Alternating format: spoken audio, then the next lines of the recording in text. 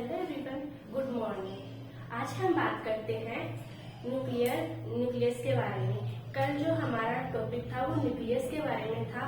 आज हम बात करेंगे कि जो न्यूक्लियस होता है वो बाउंड स्टेट में पाया जाता है। जैसे कि उसके अंदर जैसे कि न्यूक्लियस है, न्यूक्लियस के अंदर हमने जाना था कि क्या होते हैं प्रोटॉन एंड न्यूट्रॉन, जिनको क्या बोलते हैं हम न्यूक्लियॉन्स बोलते हैं। न्यूक्लियॉन्स अभी न्यूक्लियॉन्स जो होते हैं वो बाउंड फॉर्म में पाया जाता है। ठीक है, अब ये बाउंड फॉर्म में क्यों पाया जाता है, आज का हमारा टॉपिक यही रहने वाला है। तो आज हम स्टार्ट करते हैं न्यूक्लियस इन बाउंड। ठीक है, अब इसका क्या रीजन है, क्या इसकी प्रॉपर्टीज है, इनको एक एक करके हम देखते हैं। तो जैसे कि हमने बात की कि जो न्यूक्लियस होता है वो उसमें क्या होता है proton and neutron bound state में पाया जाता है। अब वो बाउंड स्टेट में क्यों होता है, क्योंकि वहां पे उसका एक फोर्स लगता है जिसको न्यूक्लियर फोर्स हम बोलते हैं। बट इसका कोई एग्जैक्ट एक्सप्रेशन अपने पास नहीं है कि हाँ हम ये एग्जैक्ट ये बोल सके कि nuclear force F is equal to this होता है, हम ये नहीं बोल सकते। जैसे कि कोई भी दो मास पार्टिकल है जिनके बीच जैसे ग्रेविटेशनल फोर्स हो गया, वो क्या होता है ग्रेविटेशनल फोर्स है।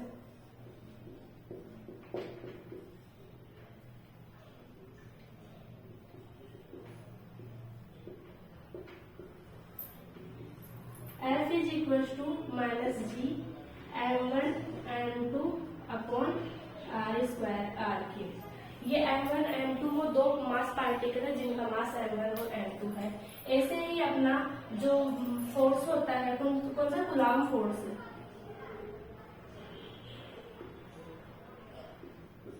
कूलॉम फोर्स क्या होता है F is equal to k q1 q2 upon r²r3। देखो जिससे कोई दो मास पार्टिकल है उनके बीच जो ग्रेविटेशनल फोर्स होगा वो तो ये होगा, और जो अपना जो चार्ज पार्टिकल है उनके बीच जो फोर्स होगा वो ये होगा।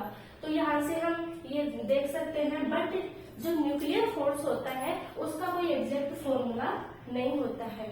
अब क्यों नहीं होता है तो इसकी हम बात करते हैं।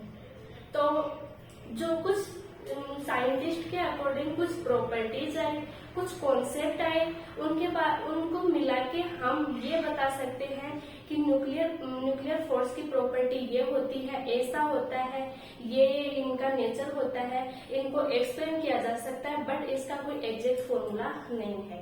तो चलिए हम बात करते हैं। सबसे पहले जो अपनी प्रॉपर्टी है उसकी हम बात करते हैं।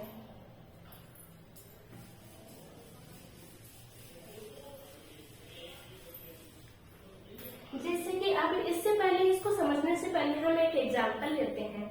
जैसे कि कोई 5 ब्लाइंड पर्सन है, मतलब कोई अंधे लोग हैं 5। ठीक है, अब उनको यदि बोला जाए कि उनके सामने एक एलिफेंट है, उनको बोला जाए कि आपको इस एलिफेंट की स्ट्रक्चर तैयार करनी है, तो वो लोग क्या करेंगे, वो सिर्फ ऑब्जर्वेशन कर सकते हैं क्योंकि वो लोग अंधे हैं। ठीक है, तो 5 लोग हैं, 5 लोग जाएंगे वहां पे और उनका ऑब्जर्वेशन करेंगे। थोड़ी देर बाद वो अपने जो ऑब्जर्वेशन है वो एक दूसरे के साथ शेयर करेंगे। ठीक है, तो कोई बोलेगा कि मैंने हाथी का मतलब एक सूंड था। ठीक है, दूसरा बोलेगा उसके 4 पैर भी थे, तीसरा बोलेगा इसके बड़े बड़े कान थे। ठीक है, और चौथा बोलेगा कि उसका एक दांत भी था। फिर इतने देर में वो दूसरा के बोलेगा अरे नहीं वो तो खाने के थे, खाने के तो अलग होते हैं जो मैंने देखे थे। ठीक है, तो ऐसे ऐसे करके उन्होंने ऑब्जर्वेशन के अकॉर्डिंग अपनी एक थ्योरी तैयार की। बट क्या वो एग्जैक्ट स्ट्रक्चर तैयार कर पाएंगे इस बेस पे? नहीं। क्यों? क्योंकि उन्होंने ओनली ऑब्जर्वेशन किया है। अब इस थ्योरी को हम अप्लाई करते हैं न्यूक्लियर फोर्स पे। तो न्यूक्लियर फोर्स की जो प्रॉपर्टी होती है वो फर्स्ट क्या होती है अपनी स्ट्रॉन्ग नेचर।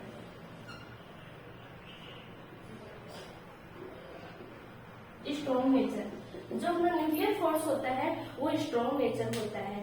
अब ये तो प्रॉपर्टी है, बस इसका एविडेंस क्या है, हम कैसे मान ले कि ये स्ट्रॉन्ग नेचर का होता है। तो सबसे पहले हम उसी की बात करते हैं। जैसे कि एक न्यूक्लियस है, ठीक है, ये कोई न्यूक्लियस है, इससे हमें एक न्यूक्लियॉन्स को निकालने के लिए या फिर प्रोटॉन एंड न्यूट्रॉन में किसी एक को निकालने के लिए जितनी बाइंडिंग एनर्जी की रिक्वायरमेंट होगी, ठीक है, वो मेगा इलेक्ट्रॉन वोल्ट में होगी। अब इसी प्रकार हम एक एटम लेते हैं, एटम में से इलेक्ट्रॉन निकालने के लिए, एटम में क्या होता है, इलेक्ट्रॉन एंड न्यूक्लियस होते हैं, तो हमें एटम में से इलेक्ट्रॉन निकालने के लिए बाइंडिंग एनर्जी की रिक्वायरमेंट होती है, वो कितनी होती है, वो इलेक्ट्रॉन वोल्ट में होती है। तो न्यूक्लियस से हमें न्यूक्लियॉन्स निकालने के लिए बाइंडिंग एनर्जी जो होती है वो मेगा इलेक्ट्रॉन वोल्ट में पाई जाती है। मतलब हमें अगर न्यूक्लियॉन्स निकालने हैं तो मेगा इलेक्ट्रॉन वोल्ट की बाइंडिंग एनर्जी देनी पड़ेगी। इसी प्रकार किसी एटम में से इलेक्ट्रॉन निकालने के लिए बाइंडिंग एनर्जी जो देनी पड़ेगी वो इलेक्ट्रॉन वोल्ट में होगी। जैसे कि अपना वो है ना हाइड्रोजन एटम, अब हाइड्रोजन एटम जो है अपना, उसको देखो कि उसके जो ग्राउंड स्टेट की एनर्जी होती है वो कितनी होती है, -13.6 इलेक्ट्रॉन वोल्ट। यहाँ पे देखो ये क्या है, इलेक्ट्रॉन वोल्ट। तो ऐसे ही एटम की बात की जाए तो एटम की जो बाइंडिंग एनर्जी होगी वो इलेक्ट्रॉन वोल्ट में होगी। तो हम कह सकते हैं कि जो न्यूक्लियस की बाइंडिंग एनर्जी है वो एटम से ज्यादा होती है, इसलिए ये स्ट्रॉन्ग नेचर का होता है। फर्स्ट चीज प्रूफ हो गई। ठीक उसी प्रकार हम देखते हैं सेकेंड जो प्रॉपर्टी है वो क्या है, वो है अट्रैक्टिव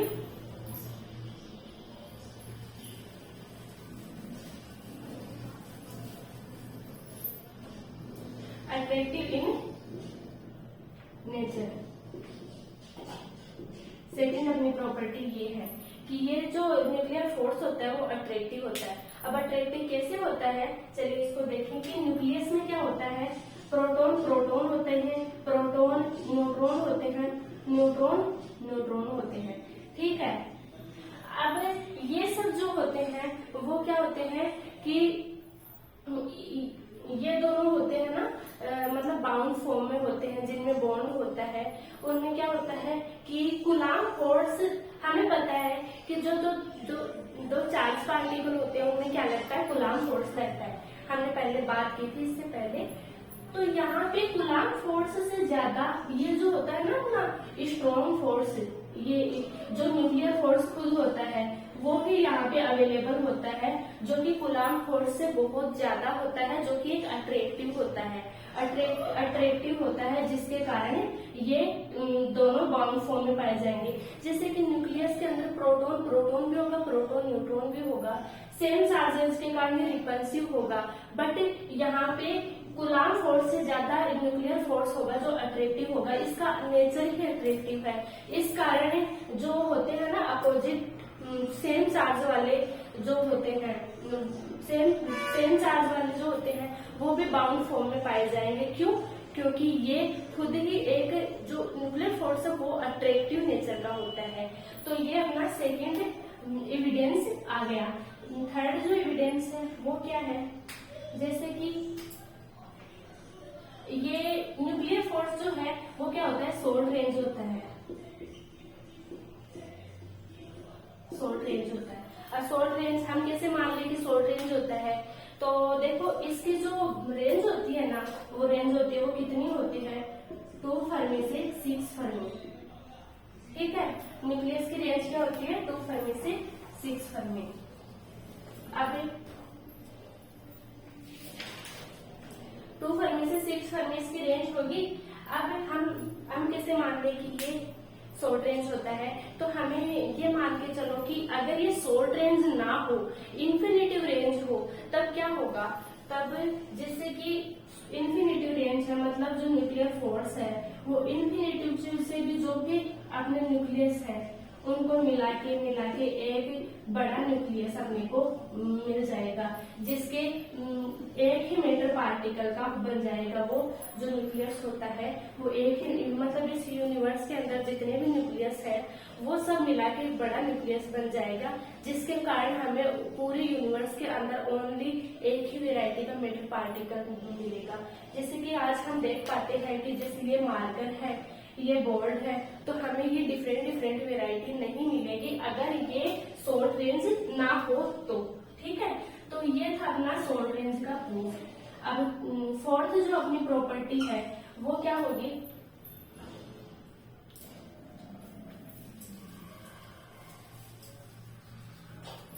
फोर्थ जो प्रॉपर्टी है वो हो गया अपनी, ये जो न्यूक्लियर फोर्स होता है वो चार्ज इंडिपेंडेंट होता है, चार्ज इंडिपेंडेंट,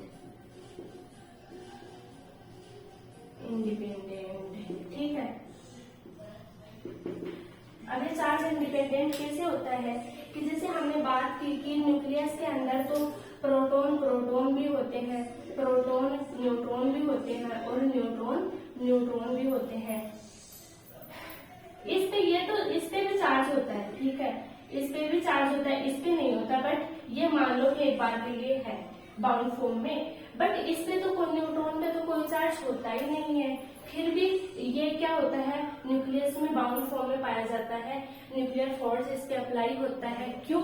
क्योंकि ये जो न्यूक्लियर फोर्स होता है वो चार्ज पे डिपेंड नहीं करेगा, न्यूट्रॉन हो चाहे प्रोटॉन न्यूट्रॉन हो चाहे प्रोटॉन हो, डजंट मैटर, ये चार्ज पे डिपेंड नहीं करेगा। अब आगे जो अपना फिफ्थ नंबर की प्रॉपर्टी है वो बोलती है क्या कि चार्ज सिमेट्रिक होना चाहिए,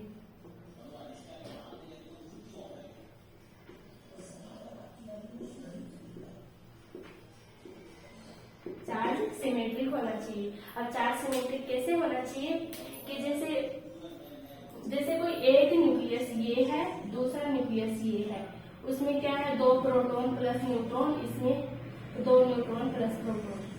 अब जो अपना कूलाम एनर्जी है वो किससे आएगी, कूलाम फोर्स से 2 चार्ज पार्टिकल से आएगी। यहाँ पे 2 न्यूट्रॉन है, न्यूट्रॉन पे कोई चार्ज नहीं होता है, ठीक है, यहाँ पे कूलाम एनर्जी का कंट्रीब्यूशन नहीं आएगा, बट यहाँ से आएगा क्योंकि यहाँ पे 2 प्रोटॉन है। तो जो इनकी कंबाइंड बाइंडिंग एनर्जी होगी ना, बाइंडिंग एनर्जी, उसमें क्या होगा, कूलाम एनर्जी का कंट्रीब्यूशन आएगा। तो इससे हम कह सकते हैं कि ये चार्ज सिमेट्रिक होता है। चाहे दो न्यूक्लियस में चाहे किसी एक पर भी अगर किसी एक में भी अगर कूलाम एनर्जी का कंट्रीब्यूशन आएगा तो उनकी कंबाइंड फॉर्म में जो बाइंडिंग एनर्जी होगी उसमें भी कूलाम एनर्जी का कंट्रीब्यूशन आएगा। तो इससे हम कह सकते हैं कि ये चार्ज सिमेट्रिक होता है।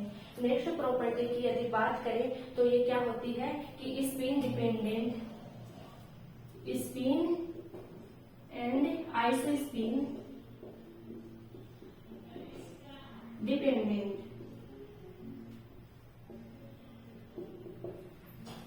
Spin and isospin dependent. तो इसकी हम बात करते हैं कि बेसिकली यहाँ पे ओनली प्रॉपर्टी डिस्कस कर रहे हैं, इसलिए इस प्रॉपर्टी को भी डिस्कस करना पड़ा, अदरवाइज इसका पूरा एक्सप्लेनेशन हम पार्टिकल फिजिक्स में डिस्कस करेंगे। यहाँ पे ओनली बेसिक के लिए हम बता रहे हैं, जैसे कि न्यूट्रॉन होता है ना, और न्यूट्रॉन प्रोटॉन और प्रोटॉन, इसको क्या बोलते हैं, इसको हम बोलते हैं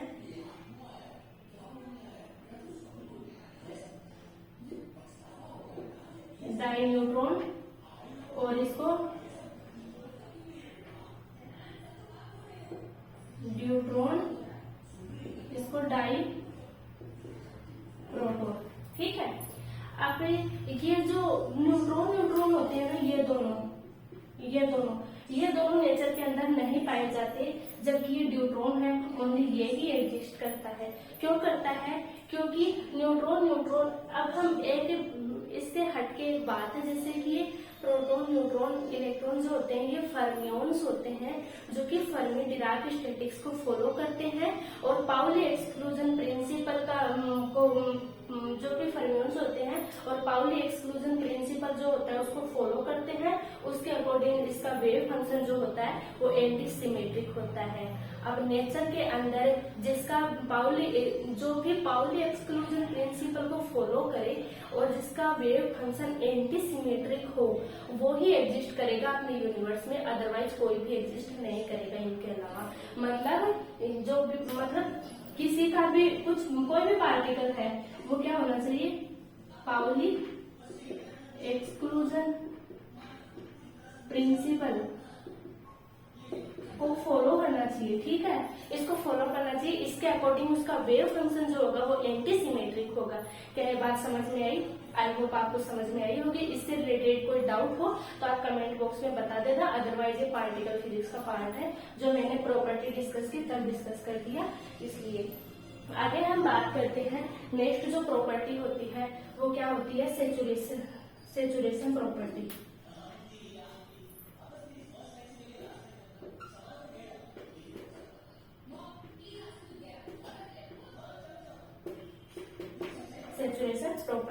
सेचुरेशन प्रॉपर्टी में क्या होता है कि जो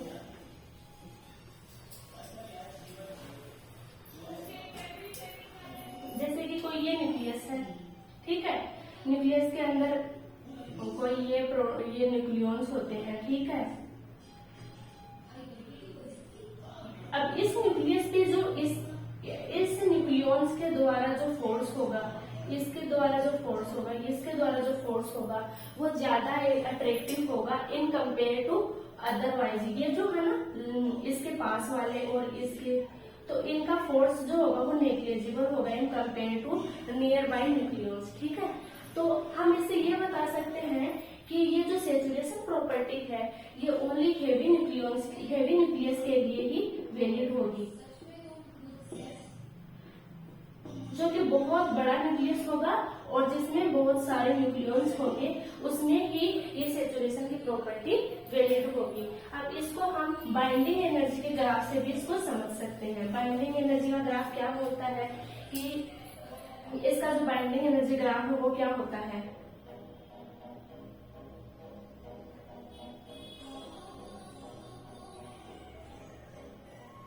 ये बाइंडिंग एनर्जी पर न्यूक्लियॉन, ठीक है, ये न्यूक्लियॉन।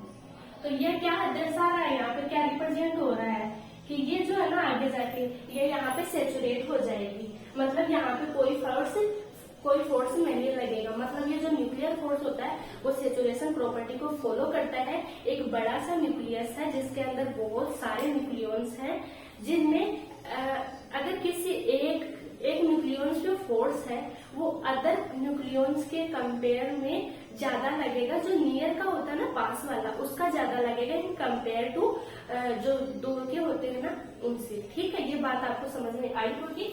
अब जो नेक्स्ट प्रॉपर्टी है वो क्या कहती है इसकी, क्योंकि ये टेंशन नेचर का होता है।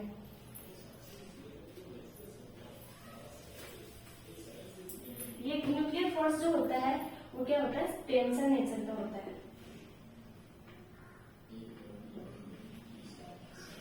और टेंशन नेचर में कैसे होता है, जैसे कि कोई ये न्यूक्लियॉन्स है, ठीक है, इनकी जो डायरेक्शन, एक तो ये न्यूक्लियस है, इनमें न्यूक्लियॉन्स की डायरेक्शन मतलब स्पिन की डायरेक्शन ये है और दूसरे में ये है, ठीक है। तो इसमें जो फोर्स होगा ये क्या है, स्पिन ऑफ न्यूक्लियॉन से, ठीक है, और ये है। तो इनमें क्या होगा, जो फोर्स लगेगा ना दोनों में वो डिफरेंट होगा, ठीक है। इससे हम कह सकते हैं कि टेंशन नेचर का होता है। अब आगे हम बात करें कि जो न्यूक्लियर फोर्स होता है वो नॉन सेंट्रल होता है, ठीक है। नॉन सेंट्रल कैसे होता है, चलिए देखते हैं। अब जैसे कि हमने बात की कि एक इनमें फोर्स जो होता है, ठीक है, इनमें क्या होगा, थीटा पे डिपेंड करेगा, ठीक है। एक ये न्यूक्लियस है, एक ये न्यूक्लियस है, इनमें जो फोर्स होगा वो थीटा पे डिपेंड करेगा। ये बात समझ में आई। अब हम क्या बता रहे हैं कि ये जो होता है वो क्या होता है, नॉन सेंट्रल नेचर। अब नॉन सेंट्रल नेचर का हम बता रहे हैं। नॉन सेंट्रल का मतलब क्या होता है कि यदि कोई जो है जो कि जिसका नेचर अगर आर पे डिपेंड करे तब तो वो होगा क्या, सेंट्रल। बट यहाँ पे क्या हो रहा है, आर के साथ साथ थीटा पे भी डिपेंड कर रहा है। ये देख लो यहाँ पे थीटा पे डिपेंड कर रहा है, तो थीटा पे डिपेंडेंसी के कारण ये क्या होगा, नॉन सेंट्रल नेचर का होगा, नॉन सेंट्रल होगा। जो आर पे डिपेंड करे वो सेंट्रल, जो आर के अलावा थीटा पे भी डिपेंड करे वो नॉन सेंट्रल। आई होप आपको समझ में आ रही होगी ये सब बातें। अब जो लास्ट अपनी प्रॉपर्टी है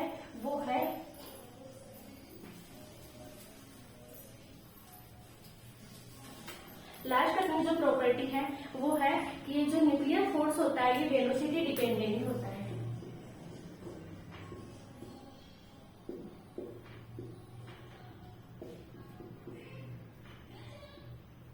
वेलोसिटी डिपेंडेंट होता है, क्यों? क्योंकि ये जो न्यूक्लियॉन्स होते हैं अपने प्रोटॉन एंड न्यूट्रॉन होते हैं ना, उनमें क्या होता है, स्पिन ऑर्बिट इंटरेक्शन होती है।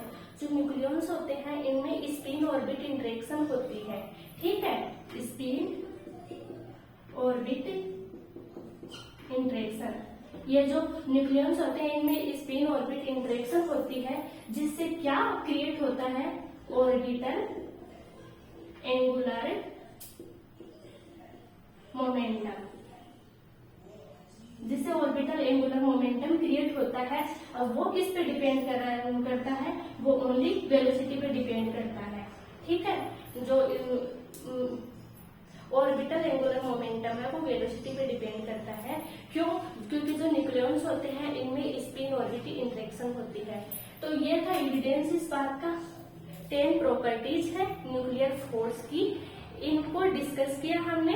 अब इसके बेस पे हम ये बता सकते हैं कि न्यूक्लियर फोर्स इस नेचर का होता है, इस प्रॉपर्टी को फॉलो करता है, ठीक है। ये सब आई होप आपको ये 10 प्रॉपर्टीज समझ में आई होगी। इनसे रिलेटेड अगर कोई भी डाउट है तो आप कमेंट बॉक्स में जरूर पूछिएगा। और thanks for watching this video.